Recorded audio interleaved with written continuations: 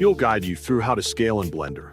If you find this helpful, don't forget to like and subscribe. Open the desktop Start menu on your computer.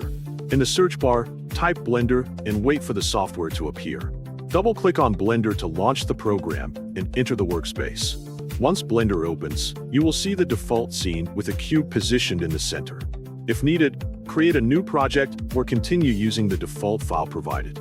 Next, look at the top left corner of the viewport and make sure you are in object mode before proceeding. Click on the object you want to scale, such as the default cube in the scene. When selected, the object should display an orange outline, confirming that it is active.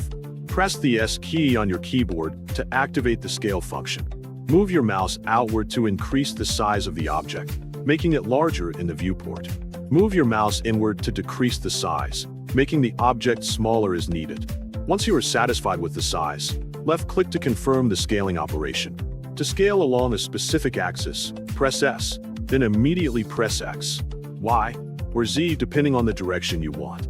Move your mouse to adjust the size along that chosen axis only. Left-click again to confirm the axis-based scaling.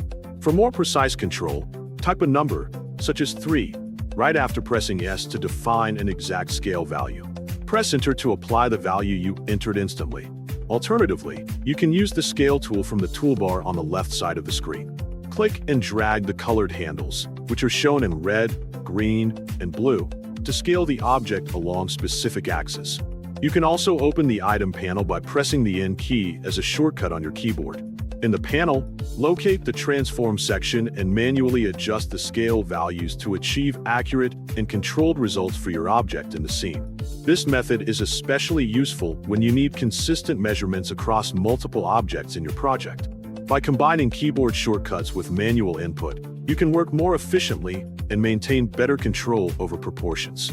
Practice these steps repeatedly to become comfortable with scaling tools and improve your overall workflow in Blender projects of any complexity or size in the future.